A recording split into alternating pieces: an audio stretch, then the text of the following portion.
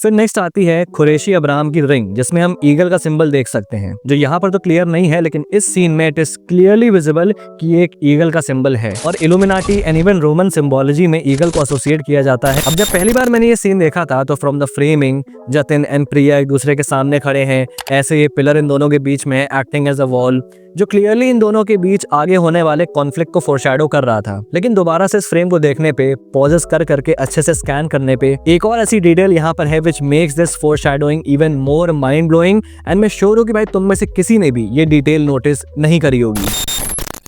Another week another breakdown, और इस बार menu में है मोहनलाल स्टारर L2 एम्पुरान। जब मैंने पहली बार ये फिल्म देखी तो मुझे ठीक महसूस हुई। जब दूसरी बार देखी तो it was a better experience than the first time. And third viewing तक आते आते आई रियलाइज कि भाई इस फिल्म में कई सारी इंट्रिकेट और माइन्यूट डिटेल्स और साथ ही साथ मेटाफर्स और सिंबोलिज्म्स भरे हुए हैं, which made me appreciate the film even more. और आज इन्हीं डिटेल्स, सिंबोलिज्म्स और रेफरेंसेस के ऊपर हम इस वीडियो में बात करेंगे। तो आज की इस वीडियो में हम बात करेंगे about 16 hidden details I noticed in L2 Empuraan. तो फिल्म की स्टार्टिंग होती है काराकोश से, जो कि इराक में है। अब जब यहाँ मिशेल आगे बढ़ती है और इस स्ट्रक्चर के पीछे कवर लेती है तो ध्यान से देखो तो हम यहाँ पे कुछ कार्विंग्स देख सकते हैं इसी स्ट्रक्चर के हर फेस पे। अब ये जो हम यहाँ पे देख रहे हैं इसको हायरोग्लिफ्स कहते हैं। ये एक राइटिंग सिस्टम है जिसमें सिंबल्स और लाइंस का यूज होता है। थोड़ा और रिसर्च करने के बाद मुझे पता चला कि ये जो स्टाइल हम यहाँ पे देख रहे हैं ये मेसोपोटामियन हायरोग्लिफ्स हैं, जिसको यूनिफॉर्म भी कहा जाता है, जो कि अराउंड 3100 BC में डेवलप किए गए थे। एंड गेस व्हाट कि मेसोपोटामिया लोकेटेड कहाँ था? मॉडर्न डे इराक में। तो यहाँ इन हायरोग्लिफ्स का दिखना is a very accurate and great detail. अब इस सीन में जब गॉड एक्सेस और केएन एक्सेस के बारे में बात होती है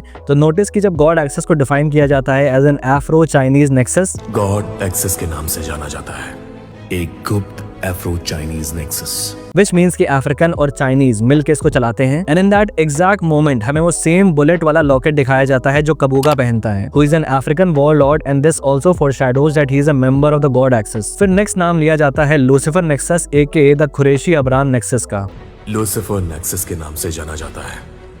अब जैसे ही लूसीफर नेक्सस का नाम लिया जाता है हमारे सामने एक एंजल की मूर्ति आती है जो गिर गई है। एंड बाइबल में जो लूसीफर है उसको द फॉलन एंजल कहा जाता है। So some really good symbolism here. फिर नेक्स्ट आती है कुरैशी अब्राहम की रिंग, जिसमें हम ईगल का सिंबल देख सकते हैं, जो यहाँ पर तो क्लियर नहीं है, लेकिन इस सीन में इट इज क्लियरली विजिबल कि ये एक ईगल का सिंबल है। और Illuminati and even Roman symbology में ईगल को एसोसिएट किया जाता है with dominion and hidden control, जो kind of Qureshi Abraham Nexus भी करता है, सीक्रेटली दुनिया में चीजों को कंट्रोल करना। अब लूसीफर सिंस एक बिब्लिकल फिगर है, तो अगर हम बिब्लिकल सिंबोलिज्म में भी इसको देखें तो one of the many interpretations of an eagle is strength, power and authority, again के नेक्सस। और अब ये सिंबोलिज्म याद रखना बिकॉज अभी इसको लेके एक और माइंड ब्लोइंग डिटेल है आगे वीडियो में। फिर इसी सीन में आगे ये बोर्ड हम देख सकते हैं जिसपे लिखा है डेथ टू द डेविल। ये भी बाइबल का एक कोट है एज मेंशन्ड इन Hebrews 2:14-15, जहां जीसस की डेथ और रेजरेक्शन का मेंशन किया गया है कि how his death led to the defeat of evil, and फिर रेजरेक्ट यानी कि वापस जिंदा होने के बाद से ही gained the authority to defeat death and set people free। अब अगर इस सीन और फिल्म के कॉन्टेक्स्ट में हम इस चीज को देखें तो काफी सिमिलर चीजें फिल्म में होती हैं। कुरैशी अब्राहम फेक सही पर अपनी डेथ दुनिया के सामने दिखाता है एंड देन वापस आके सिंबलाइजिंग रेजरेक्शन वो ईवल को हराता है एंड अपने लोग यानी कि केरला के लोगों को उसके चपेट से फ्री करता है। इस सीन में हम गोवर्धन के शेल्फ में ढेर सारी बुक्स देख सकते हैं। स्पेसिफिकली कुछ ऐसी बुक्स हैं जिन पे अगर ध्यान दो, जैसे कि India misinformed, government doesn't want you to know this, the Snowden operation एक कंस्पिरेसी बुक, इल्यूमिनेशियम अ बुक ऑन इल्यूमिनाटी। अब गोवर्धन एक रिसर्च ओरिएंटेड बंदा है जो कंस्पिरेसीज के ऊपर से पर्दा हटाता है, पॉलिटिकल एजेंडास को एक्सपोज करता है, डार्क वेब में जाके ऐसी इन्फॉर्मेशन एक्सट्रैक्ट करता है जो कि नॉर्मली एक्सट्रैक्ट करना नामुमकिन है। तो उसका ऐसी बुक्स रीड करना लाजमी है, which is a great detail. And I also love the fact कि एक कॉन्टिन्यूटी डिटेल है from the previous film Lucifer, जहां पर हम गोवर्धन के रूम में ऐसी सिमिलर बुक्स देख सकते हैं जैसे जूलियन असांज, डार्क मनी और the Snowden files. So great attention to minute details. अब इसी सीन में गोवर्धन के स्पिन बोर्ड पे ध्यान दो, इसमें कुछ स्पेसिफिक न्यूज हेडलाइंस पढ़ो। Hits 25 members of the Chinatown mob, fall of silence in Chinatown, Chinese gang war in Dublin. अब आगे फिल्म में हम देखते हैं कि गोवर्धन कार्तिक से गॉड एक्सेस के बारे में पूछता है। Have you heard of the God Axis? What? God Axis, the Shen Triad. God axis AKA Shen triad जिसका कनेक्शन है चाइना से। तो इस बोर्ड और इन हेडलाइन से हम समझ सकते हैं कि गोवर्धन एक्टिवली लीड्स फॉलो कर रहा है गॉड एक्सेस को लेके और उन पे रिसर्च कर रहा है। एंड हाउ अर्ली ये चीज एस्टैब्लिश होती है फिल्म में makes it a good detail. अब जब पहली बार मैंने ये सीन देखा था तो from the framing Jatin and Priya एक दूसरे के सामने खड़े हैं, ऐसे ये पिलर इन दोनों के बीच में एक्टिंग एज अ वॉल, जो क्लियरली इन दोनों के बीच आगे होने वाले कॉन्फ्लिक्ट को फोरशैडो कर रहा था। लेकिन दोबारा से इस फ्रेम को देखने पे, पॉजेस कर करके अच्छे से स्कैन करने पे एक और ऐसी डिटेल यहाँ पर है which makes this foreshadowing even more mind blowing. And मैं श्योर हूँ कि भाई तुम में से किसी ने भी ये डिटेल नोटिस नहीं करी होगी। अब इस सीन में ध्यान से देखो तो हम जतिन रामदास के समक्ष एक टाइगर का स्टैचू देख सकते हैं एंड प्रिया के समक्ष एक ईगल का statue. Just like an eagle, Roman symbology में tigers are also associated with strength and power, लेकिन काफी फेरोशियस और destructive power. Same goes for the biblical symbolism. तो यहाँ जतिन और प्रिया के कॉन्फ्लिक्ट के अलावा ये दोनों एनिमल्स के स्टैचूज भी फोरशैडो करते हैं उन दोनों पावर्स को जो कि इन दोनों कैरेक्टर्स के पीछे रहेंगी। टाइगर जो रिप्रेजेंट करता है वो destructive power which is ASM अखंड शक्ति मोर्चा जो कि जतिन रामदास के साइड पे है, एंड वहीं द ईगल जो रिप्रेजेंट करता है कुरैशी अबराम, दूसरी पावर हायर अथॉरिटी जो कि प्रिया दर्शनी का साथ देता है। सुपर्ब डिटेलिंग, मजा आ गई। अब फिल्म मेकिंग में लाइट्स और शैडोज एक बहुत ही इंपॉर्टेंट टूल है कैरेक्टर ट्रेट्स, कैरेक्टर रिवील्स या फिर फिल्म में आगे आने वाले इवेंट्स को फोरशैडो करने के लिए। एंड आई थिंक वो सेम चीज यहाँ इस सीन में भी होती है। अब यहाँ ध्यान दो तो PK रामदास की फोटो पे लाइट है और जतिन रामदास के ऊपर भी लाइट पड़ रही है and Priya is in shadows. अब यहाँ पर ये चीज इंडिकेट कर सकती है कि ये जो पूरा पॉलिटिकल गेम है जिसकी शुरुआत हुई थी PK रामदास से, IUF की फॉर्मेशन से, उसका करंट एक्टिव प्लेयर है जतिन रामदास एंड इसीलिए उसके ऊपर लाइट है। एंड वहीं प्रिया हु इज इन डार्कनेस, ये इंडिकेट करता है कि वो अभी इस खेल का हिस्सा नहीं है। एंड ऑल्सो जतिन रामदास जो अभी आगे करने वाला है, ASM के साथ जो गठबंधन करने वाला है, उसकी भी जानकारी प्रिया को नहीं है। जैसा कि मेटाफर कहते हैं कि भाई keeping people in the dark, जो यहाँ पर इस फ्रेम में काफी फिट बैठता है। So again some great visual detailing. अब इस सीन में जब जतिन एंटर करता है तो नोटिस कि उसके आने से पहले वी सी हिज फोटो जिसमें उसने व्हाइट पहना हुआ है। Then Jatin comes in front of it wearing grey. अब व्हाइट और ग्रे का सिंबोलिज्म फिल्म मेकिंग में क्या है ये बात सबको पता है। White represents good, black represents evil, while grey represents someone जो कि गुड और इविल के बीच में है, ना कंप्लीटली गुड ना कंप्लीटली इविल। एंड जैसा कि हमको पता है कि जतिन रामदास पिछली फिल्म में एक अच्छा कैरेक्टर था, कैसे इस फिल्म में kind of arrogant, power hungry, selfish और मॉरली गलत भी बन जाता है। And I absolutely love the way कि कैसे यहाँ जतिन की फोटो जिसमें उसने व्हाइट पहना है उसके सामने उसको पूरी तरह जतिन जिसने ग्रे पहना है कवर कर लेता है, indicating his change from a white character to a grey one. अब इस सीन में ये लेडी किसी AI सॉफ्टवेयर की बात करती है जो कि रशियंस के आर्म्स फ्लो को डिसरप्ट कर सकता है एंड उसको लॉन्च करने की परमिशन मांगती है, जिसको बोरिस मना करता है। The stats on the AI hit rate of disrupting the Russians' arm flow are in, but they're waiting for your sign-off to deploy the beta software.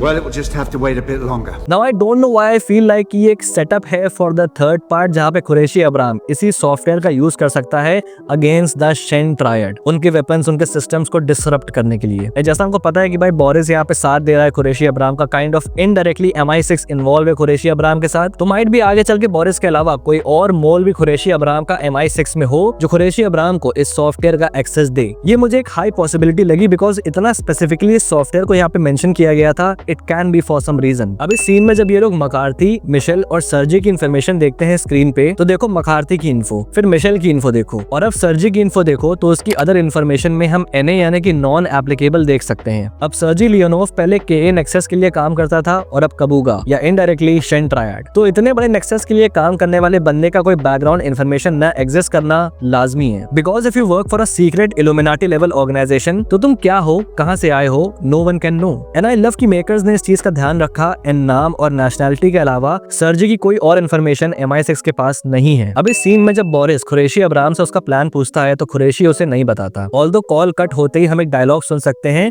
जो ऊपर उस टीवी से आती है जो बोरिस ने चलाई होती है। The greatest trick the devil ever pulled was convincing the world he didn't exist.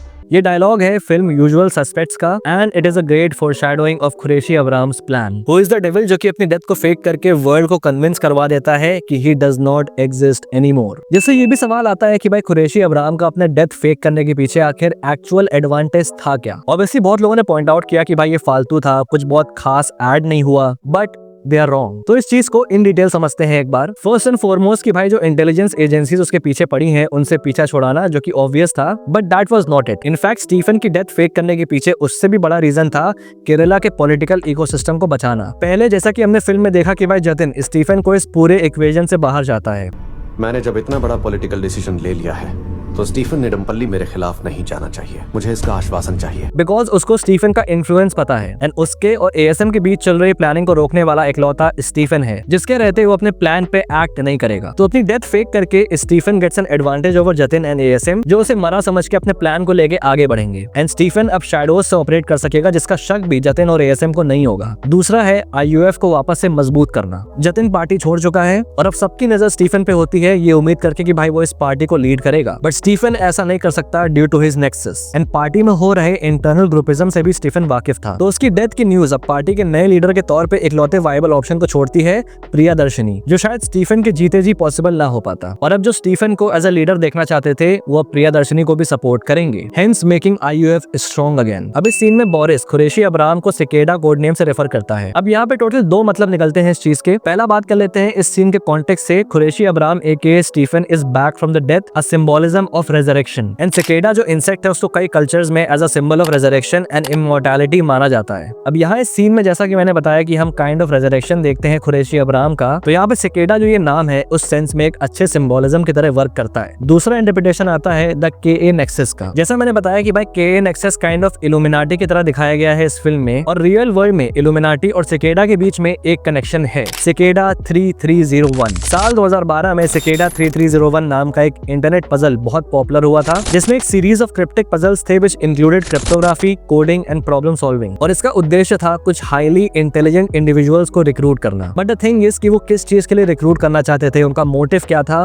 That remained a mystery, जिसके चलते ऐसा माना गया कि भाई कोई सीक्रेट सोसाइटी इस तरह से लोगों को रिक्रूट करना चाह रही थी, पॉसिबली इल्यूमिनाटी। तो उस कॉन्टेक्स्ट में यहाँ पे खुरेशी अब्राहम को एज सिकेडा मेंशन किया जा रहा है। एंड ऑल्सो जिस क्विज की मैंने बात करी सिकेडा 3301, इंटरेस्टिंगली खुरेशी अब्राहम उस चीज को इस फिल्म में मेंशन भी करता है। इंटरनेट और डार्क वेब क्लू देकर तुम्हारे साथ क्विज भी खेल सकते हैं गोवर्धन।